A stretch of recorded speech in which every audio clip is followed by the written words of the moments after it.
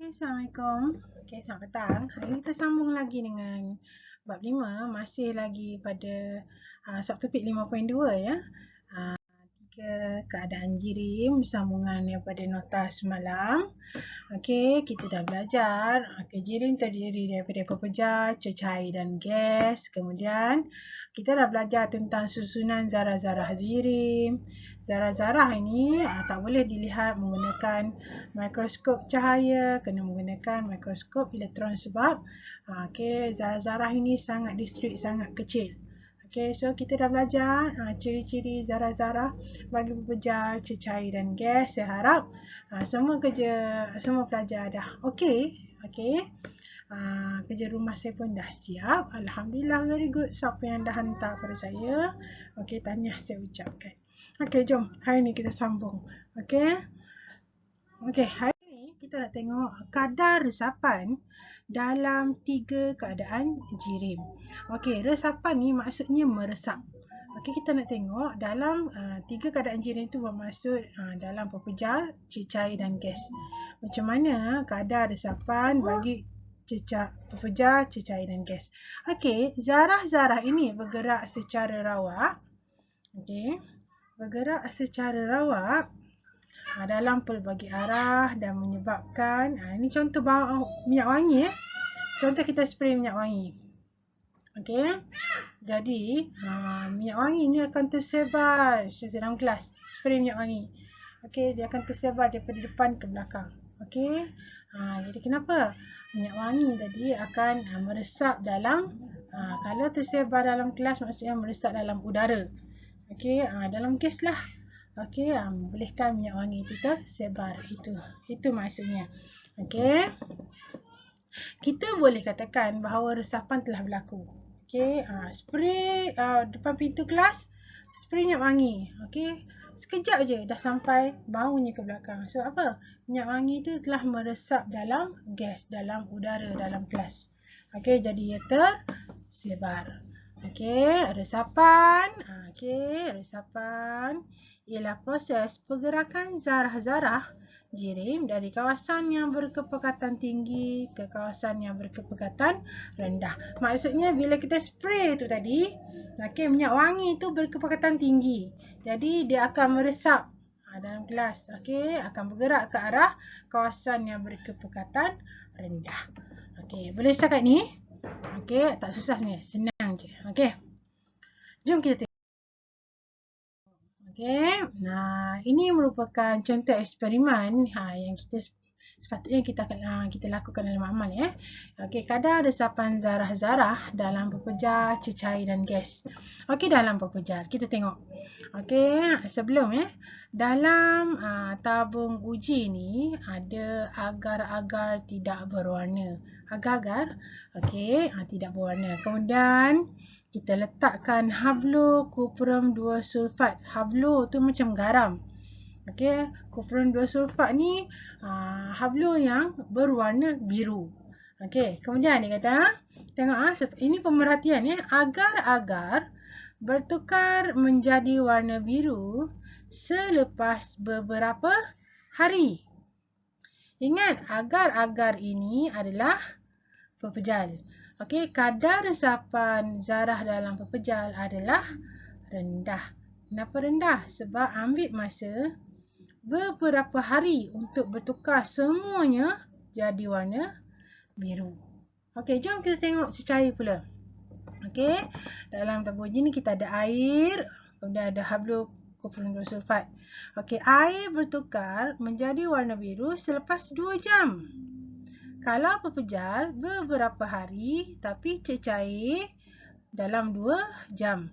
Kadar resapan zarah dalam cecair lebih tinggi daripada pepejal. Maksudnya dalam air, hablo kuprum 2 sulfat tu akan meresap lebih cepat berbanding dengan dalam agar-agar, dalam pepejal. Jom kita tengok dalam gas pula. Ini adalah gas bromin gas bromin, gas yang berwarna perang. Berwarna perang. Jom kita tengok contoh. Ini adalah kelalang kaca. Gas bromin, tengok sebelum. Kita letakkan satu bahagian pada kelengkapan kaca, kemudian kita ada penutup balang gas ni. Okey, balang gas. So kita kita tarik balang gas. Okey, kemudian diperhatikan gas bromin memenuhi kedua-dua balang gas selepas balang gas ni bukan balang kaca. Kedua-dua gas bromin memenuhi kedua balang gas selepas 15 minit. Okey, lagi cepat dalam gas. So, kita boleh buat kesimpulan, kadar resapan zarah dalam gas adalah paling tinggi. Okey, maksudnya dalam gas, kadar resapannya paling tinggi, paling cepat. Okey, dalam 15 minit je sudah meresap memenuhi balang gas tu. Okey, so sini kita boleh buat perbandingan. Okey, kadar resapan paling tinggi adalah dalam gas. Okey. Kadar resapan dalam cecair lebih tinggi berbanding pepejal. Okey. Kadar resapan dalam pepejal adalah rendah. Okey. So tengok balik nota. Saya berikan nota. Okey. Cuba fahamkan. Kalau tak faham boleh tanya saya.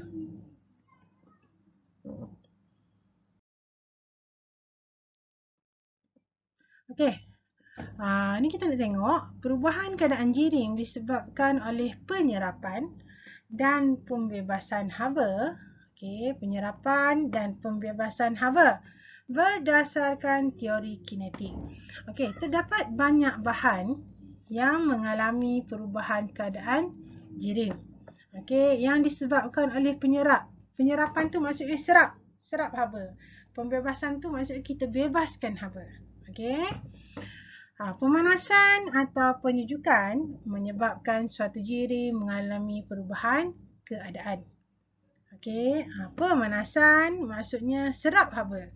Panaskan, kita nak panaskan, kita kena serap haba supaya suhu makin meningkat.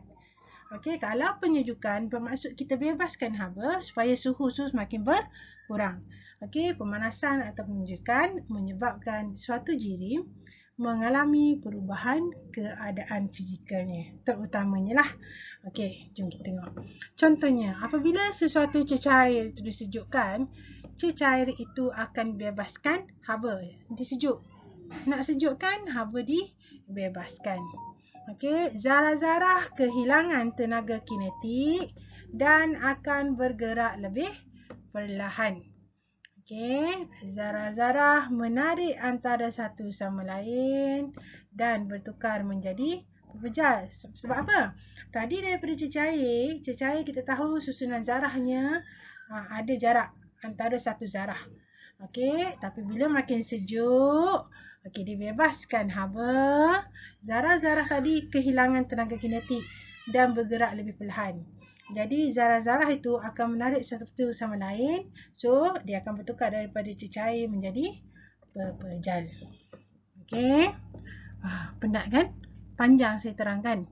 Sabar mudah ini tapi saya kena terangkan. Okey. So kalau ada soalan tolong tanya cikgu ya. Okey.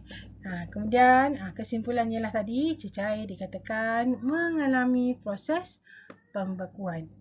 Okey, disejukkan daripada cecair kan. Cecair itu disejuk, bebaskan haba, kemudian cecair itu berubah menjadi pepejal apabila mengalami proses pembekuan. Okey.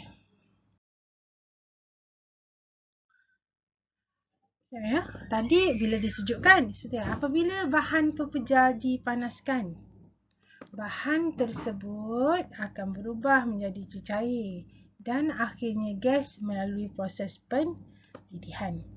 Okey, setengah bahan pula akan berubah terus daripada pepejal terus menjadi gas. Proses ini kita panggil sebagai pemejal wapan. Okey, semasa proses pemejal wapan, tenaga kinetik zarah-zarah bertambah. Apabila zarah serap haba, tenaga kinetiknya bertambah. Apabila zarah menyerap haba sehingga boleh bertukar secara langsung daripada pepejal jadi gas. Daripada pepejal ni boleh berubah menjadi gas. Jadi tenaga kinetik zarah-zarahnya bertambah. Okey, so dia akan bergerak daripada pepejal tadi, zarah-zarahnya tersusun rapat, zarah-zarahnya bergerak di tempat sendiri, bergetar di tempat sendiri, tapi bila melalui proses pemejawapan, dia akan bergerak. Tenaga kinetiknya semakin bertambah, bergerak dengan lebih laju. Jadi itulah proses di mana pepejal bertukar menjadi gas. Okey, ini contoh ya. Okey, contoh. Kalau ingat kalau panas mesti haba serap haba. Kalau sejuk, okey kita nak sejukkan, kita bebaskan haba. Okey, kita tengok kedudukan okey. Ini ada pepejal, ada cecair dan ada gas. Okey, tengok anak panah ya. Haba disejukkan. Okey, yang atas ni semakin serap haba. So kita boleh serap haba. Okey, apabila haba, ini daripada pepejal ya. Apabila haba diserap, tengok kedudukan zarah-zarah tadi yang dalam kedudukan rapat-rapat akan mula bergetar, tenaga kinetik yang bertambah kan. Jadi dia akan bergerak dengan lebih laju. Okey, kemudian dia akan berubah menjadi cair. Dipanaskan lagi, cecair itu dipanaskan lagi. Tambah lagi tenaga kinetiknya. Kemudiannya dia akan berubah menjadi gas. Okey, sama juga dengan situasinya. Okey, jika haba dibebaskan daripada gas, bila suhu semakin berkurang, okey, tenaga kinetik zarahnya akan berkurang, jadi tarikan antara zarah-zarahnya bertambah. Okey, tadi kan jarak antara satu zarah ni jauh kan? Okey, tapi bila semakin sejuk, susunan zarahnya semakin rapat. Last sekali, dia akan berubah menjadi pepejal. Okey, ini contohnya. Okey, apa yang berlaku pada zarah apabila haba diserap dan haba dibebaskan. Okey, ingat dibebaskan tu maksud disejukkan. Kalau haba diserap maksudnya semakin dipanaskan. Okay, ini contoh ya. Okey, ini contoh proses-proses kesan haba kepada jirim. Okey, tengok ya, proses bila pepejal berubah menjadi gas. Ini anak panah ni kita panggil sebagai proses pemejawapan. Sama juga daripada gas berubah menjadi pepejal, turut proses pemejawapan. Okey, kemudian daripada pepejal, okey, berubah menjadi cair. Kita panggil sebagai proses peleburan. Daripada cecair nak jadi pepejal, kita panggil proses pembekuan. Kita bekukan. Okey, so tengok. Daripada cecair, kita nak tukarkan kepada gas. Ia adalah proses pendidihan ataupun penyejatan. Okey, kemudian daripada gas nak tukar menjadi cecair. Proses awan nak tukar menjadi hujan. Okey, awan tu gas nak tukar pada hujan, air hujan. Okey, contohnya adalah haba dibebaskan. Itu adalah proses kondensasi. Okey, semua ni kita dah belajar. Okey, saya harap tak ada masalah ya. Okey, ini penerangan tentang proses-proses itu tadi. Ini contoh proses peleburan ya. Saya harap pelajar boleh baca. Untuk proses peleburan, pepejal akan menyerap haba apabila dipanaskan. Zarah tadi memperolehi tenaga dan bergetar dengan lebih kuat. Okey, tenaga haba digunakan untuk mengatasi daya tarikan antara zarah pepejal. Kemudian, kemudian barulah pepejal berubah menjadi cecair. Okey, pendidihan pun sama. Yang ni saya rasa saya tak nak terangkan. Pelajar boleh baca. Okey, sama konsep macam apa yang saya terangkan. Ini pendidihan. Okey. Penyejatan. Kondensasi. Okey. Pembekuan. Proses pembekuan. Kena baca ni ya. Okey. Jawapan. Okey, itu antara proses-proses tadilah. So, saya nak sambung. Okey, perubahan keadaan jirim disebabkan pembebasan, penyerapan dan pembebasan haba berdasarkan teori kinetik. Okey. Sama juga macam tadi sebenarnya. Apabila satu bahan dipanaskan, suhu akan meningkat. Okey. Dipanaskan, suhu akan meningkat. Okey. Apabila suatu bahan disejukkan, suhu akan menurun. Okey, walau bagaimanapun, suhu tidak akan berubah ketika mencapai takat beku, takat lebur, takat didih semasa proses pembekuan, peleburan dan pendidihan. Bila saya kata takat, takat adalah had.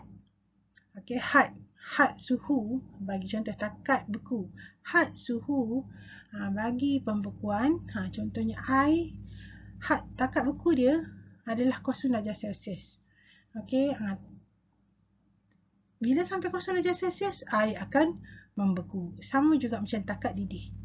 Okey, bila dah capai suhu air, suling bila dah capai suhu 100 darjah Celsius, okey, air akan mendidih dan suhunya dah tetap, tak akan berubah. Okey, suhunya dah tetap, tak berubah.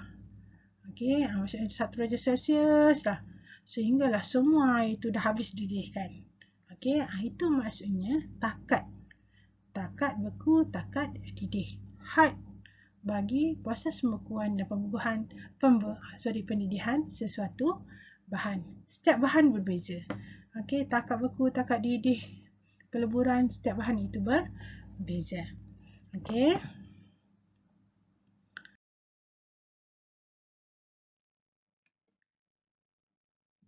Okey. Semasa perubahan fizikal berlaku, jisim juga kekal tidak berubah kerana kuantiti zarah tidak berubah apabila dipanaskan atau disejukkan.